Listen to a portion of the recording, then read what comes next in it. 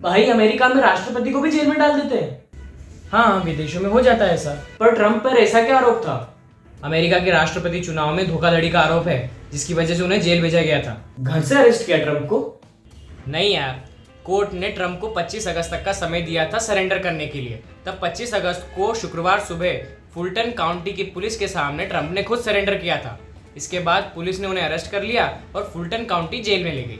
उन्हें police record में कैदी नंबर P01135809 के रूप में दर्ज किया गया है। अच्छा, जेल ले जाने के बाद क्या हुआ ट्रम्प के साथ? कुछ नहीं, पुलिस ने उन्हें अरेस्ट किया, फिर 20 मिनट बाद वो जेल से बाहर आ गए। क्या?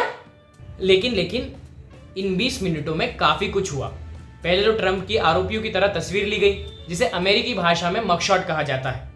इसी के साथ ट्रम्प अमेरिका के ऐसे पहले राष्ट्रपति बन गए जिनका कैदियों की तरह मगशॉट लिया गया। CNN रिपोर्ट के मुताबिक ट्रम्प को रिहाई कुछ शर्तों और $2 लाख का बॉन्ड भरने के बाद मिली है। इस केस पर ट्रम्प ने क्या कहा?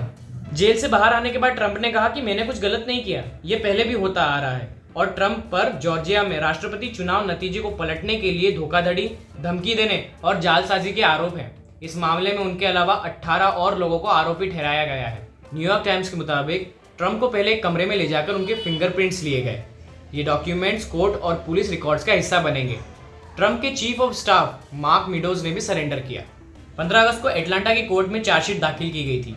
चार्जशीट में शामिल 41 में से 13 चार्ज में ट्रम्प का नाम शामिल है। इन सब मामलों में ट्रम्प अकेला फंसा है या और भी कुछ लोगों को पकड़ा गया है? देख, अब डिटेल में सुन। ट्रम्प पर 5 महीनों में 4 क्रिमिनल केसेस दर्ज हुए हैं। उनके साथ ही न्यूयॉर्क के पूर्व मेयर रुडोल्फ गियोलियानी के ऊपर भी केस दर्ज किया गया है। न्यूयॉर्क टाइम्स के मुताबिक चार्जशीट में कहा गया है कि ट्रम्प और उनके साथियों ने जानबूझकर चुनाव के नतीजे अपने पक्ष में करवाने की कोशिश की है। और ट्रम्प पर जो जालसाजी, धोखाधड़ी के आरोप हैं, उस पर BBC के मुताबिक सभी आरोपियों को एक आपराधिक संगठन बताया गया है और उन पर झूठे बयान देने, जालसाजी, गवाहों को प्रभावित करने, राज्य को धोखा देने की साजिश करने, चोरी और झूठी गवाही देने के चार्ज लगाए गए हैं। इसमें सबसे गंभीर चार्ज रैकेटियर और करप्शन ऑर्गेनाइजेशन एक्ट के उल्लंघन का है, जिसमें ट्रम्प को 20 साल जेल की सजा भी हो सकती है। 20 साल की सजा? आखिर है क्या ये जॉर्जिया क्रिमिनल केस? कुछ साल पीछे चलते हैं। 2020 में राष्ट्रपति चुनाव के बाद ट्रम्प पर नतीजों को पलटने की कोशिश करने के आरोप लगे थे। BBC के मुताबिक 2 जनवरी 2021 को ट्रम्प और जॉर्जिया के इलेक्शन ऑफिसर ब्रैड रेफेन्सबर्गर के बीच करीब 1 घंटे बात हुई। व्हाइट हाउस के ऑफिस से यह कॉल 3 जनवरी 2:41 पर की गई थी। ट्रम्प ने रेफेन्सबर्गर से कहा कि उन्हें वोटों की गिनती दोबारा करनी चाहिए ताकि राज्य के 16 इलेक्टोरल वोट उनके हिस्से में आ जाए। कॉल रिकॉर्डिंग वॉशिंगटन पोस्ट ने सबसे पहले पब्लिश की थी। इसके मुताबिक ट्रम्प ने कहा था कि मैं सिर्फ 11,780 वोट चाहता हूं, यह जीत के अंतर से 1 वोट ज्यादा है।